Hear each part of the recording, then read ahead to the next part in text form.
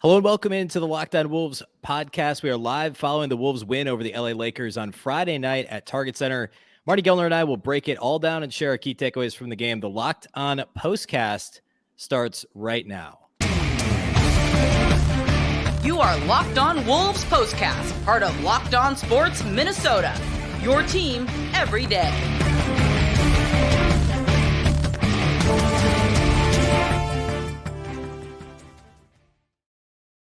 Hello and welcome into the Locked On Wolves podcast, part of the Locked On Podcast Network, your team every day. My name is Ben Beacon. I'm the host of Locked On Wolves. I'm joined tonight by Marty Gellner of Bally Sports North, just as we do after every Wolves game. And Marty, this one wasn't pretty. This Timberwolves win over the Lakers was not pretty. At times it was downright ugly. But the Wolves held on. They really held the Lakers at arm's length for most of the night and ultimately were able to hold on late. Yes, and winning is a bottom line in this league, no doubt. And, so the Lakers had 22 turnovers tonight. And, yes, it was not pretty at times, but I think it's hard to play rhythmic basketball with a good flow when the team you're playing against turns it over that many times. Could the Wolves have been better? Heck, yes. But that led to a lot of the choppiness, and I feel like it's just hard for either team to get in a flow when there's so much just spastic nature to the game like there was tonight. But the Wolves really kind of got it under control in the fourth quarter, and there you go, 9-point win. So now consecutive wins for the first time this season. Yeah, that's a really interesting point that you made. The spastic nature of the game, I think, is a really good way to put it. The game as a whole, the Lakers had 22 turnovers in this game. The Timberwolves only had 10. And the Lakers number seems right. The Timberwolves number I just assumed would be higher when I looked at the box score after the game because the game did feel so sloppy. But I think for the Wolves, it was almost more just hurried shots, missed shots, just kind of taking like the first shot that presented itself. I think the Wolves were trying so hard to play with pace, as they always do, and as they should.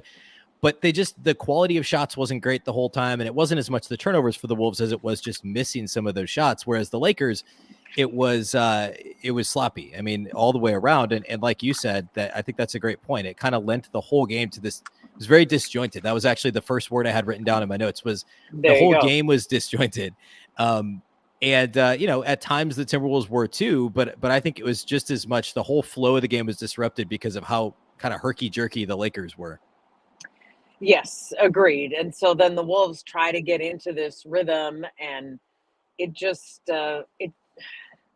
Ant had a great third quarter points-wise, but he also took a lot of shots. You said the first ones that presented themselves. It was those kinds of those kinds of shots. But Ant, I mean, he gets rewarded a lot of times when he does that because he can hit them. And he did hit some of them. And so he had the big third quarter. And then Karl-Anthony Towns had the big fourth quarter. And yes, some of that was iso ball or however you want to call it, but I'm hoping it was done with the right intentions of like, okay, I can get us going. I can get us into this rhythm. And it never really was there, a full team rhythm. But I guess anytime you have a guy giving you 14 points in a quarter or 16 points in a quarter, and that's exactly what Karl did in the fourth and Ant did in the third, you'll take that. You'll take that, and it has to look how it has to look sometimes, and that's the way it looked tonight. Disjointed and spastic. Yes. Yeah, those are the two words of the night for sure. And I mean, that's another thing I wanted to bring up was it did kind of feel at times in the first quarter, I thought the flow to the offense was okay, but then it kind of devolved into this what I would call a your turn, my turn offense. And like we've seen that a lot over the first 6 games of the season so far. For the Wolves, and that's to be expected when you have 4 guys who all would love to be the number 1 or 2 option on a team. But this was very much like the second and third quarter were sloppy. There were some big lulls. Like you said, Edwards did a lot in the third. Cat carried the team in the fourth quarter. Rudy Gobert had one of the quieter 2020 games, I think, that I've seen. You look up and he's got 22 and 21. But Rudy was good throughout, and it was just kind of just cleaning up these messes from, bad shots and bad possessions by the Lakers as well. And it was really just kind of the Wolves were eventually kind of able to outscore and outlast the Lakers. But the your turn, my turn offense thing, like you said, it worked out. Like it ended up working. It can work against a team like the Lakers. We know that Chris Finch wants more flow to the offense, wants more of a natural kind of, I guess, progression in terms of offensive sets and the ball swinging from side to side. That hasn't happened a whole lot this year. We saw it early in the game, but it did kind of become like, okay, it's your turn. Now it's my turn. And then it's your turn again. And it worked tonight. I don't know if it's going to work, as they start to play some better competition. Yeah, that's when I think it's going to need to change. Chris Finch called it take turn basketball. Okay. And he used it in his post-game press conference tonight. And he pointed it out that there was too much of it and he doesn't like to see it. So is that something they do in their film session? Like tomorrow they'll practice, watch film, and fly to San Antonio. And will they spend time on, hey, here's where we played take turn basketball and this is why it's not good.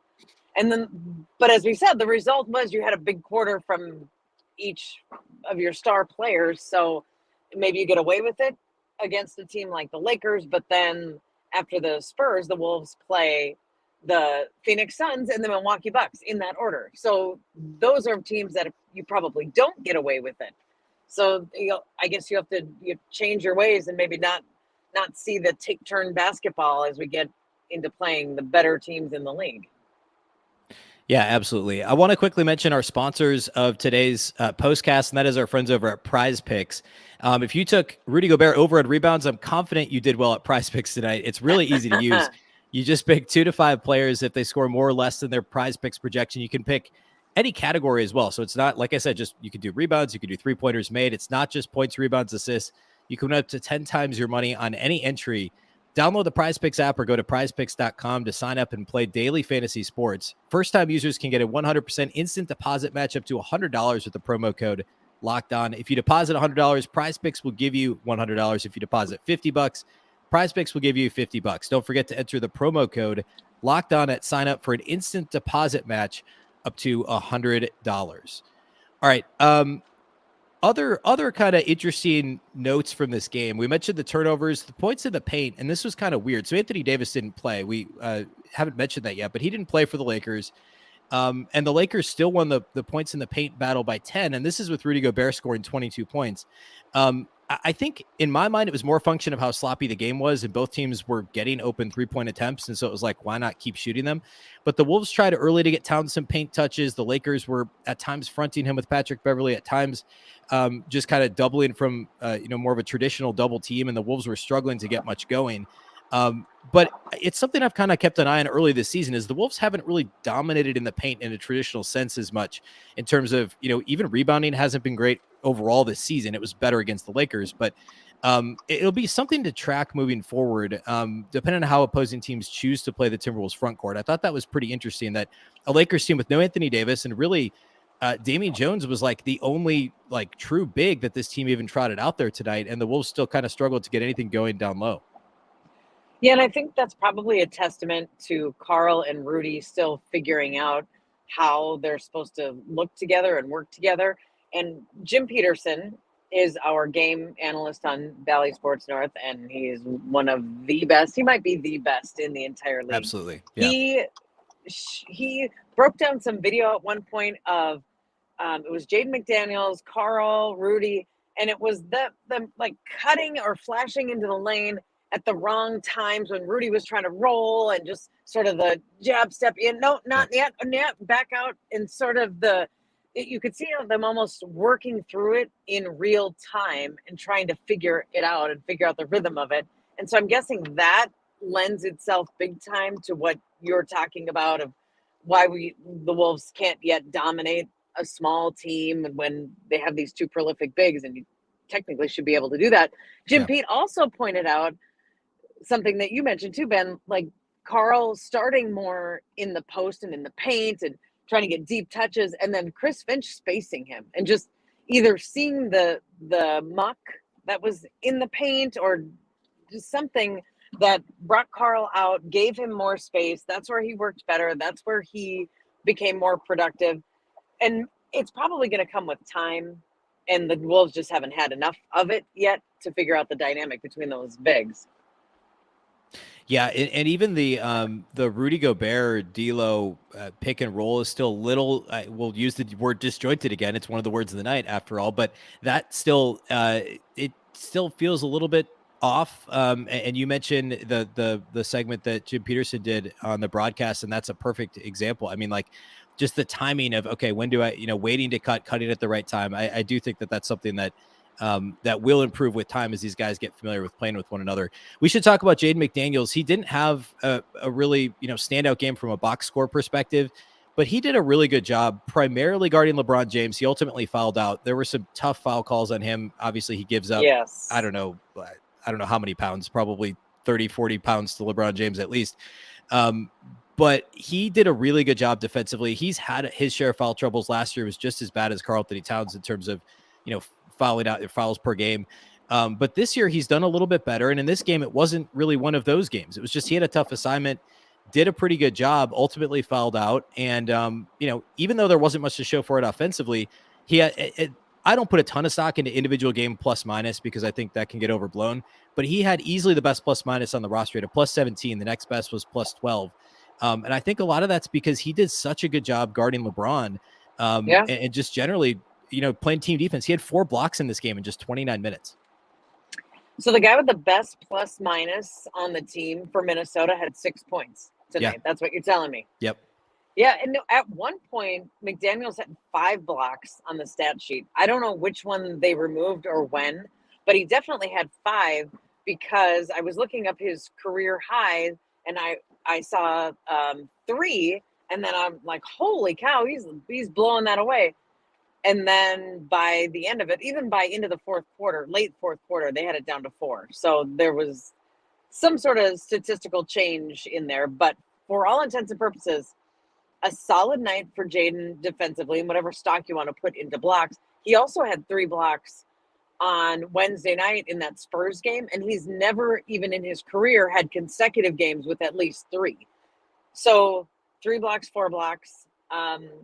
I guess that means you're around the ball a lot. You're defending well without fouling a lot. I know he fouled out tonight, but just trying to measure someone's defense because there aren't a lot of measures for it. So I guess we'll use blocks in this case by Jaden McDaniels, and that's a prolific 2-block night or 2 consecutive games for Jaden McDaniels. And good defense. You're right. Good defense against LeBron tonight.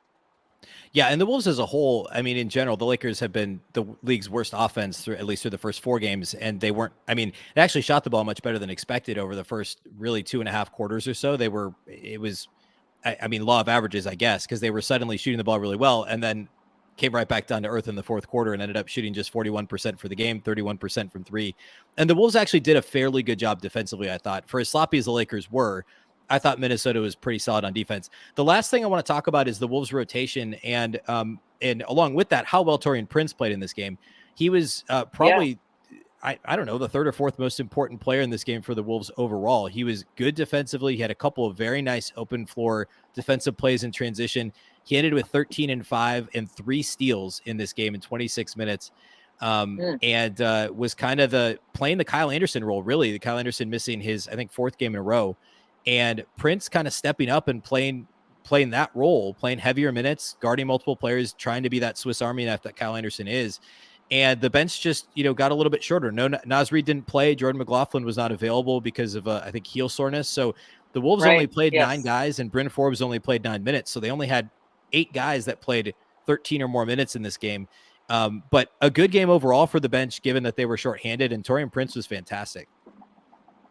He was, and Chris Finch had some really nice things to say about Taurean after the game, and basically said he was fantastic, and he had so many energy plays, and he was such a glue guy out there, and he was making the big plays at the exact time the Wolves needed them. And you're right, especially without Kyle Anderson, I don't know that the Wolves really even got as much a feel for what Kyle Anderson is going to do for this team because he played the 1 game. Right. So now they're plugging holes that they don't even really know what the holes are. So I feel like that's a really weird transition to make. But Taurean Prince definitely plugged whatever the Wolves needed. Any hole the Wolves had tonight, Taurean, I feel like, had a hand in it because he was scoring. Like the biggest 3 of the night came on the big defensive play for the Wolves, and the crowd was just ready. They're sitting on pins and needles, just waiting to explode, and couldn't hit the big shot after a big play. And it just that finally Torian Prince baseline three was the one that kind of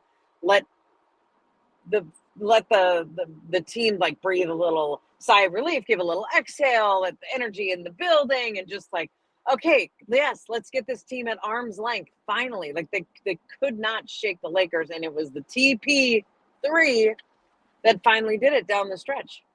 Yeah, and here we are, 6 games in, 4-2, which by all counts is a good record, and obviously, I think we all kind of hope they'd be at least 4-2, if not 5-1 through these first 6 games. But it's not easy to win night in and night out, and the Wolves will take, a win is a win is a win.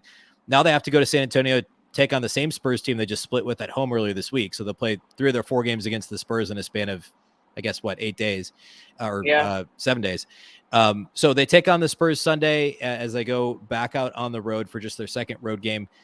So we'll have the live postcast following that one. Any final thoughts on this one, Marnie, as the Wolves head back out on the road? Yeah, and the Spurs beat the Bulls tonight. Yeah. It was in San Antonio, beat Chicago by 5. So the Spurs are 4-2. The Wolves are going to go in 4-2. Spurs are 4-2.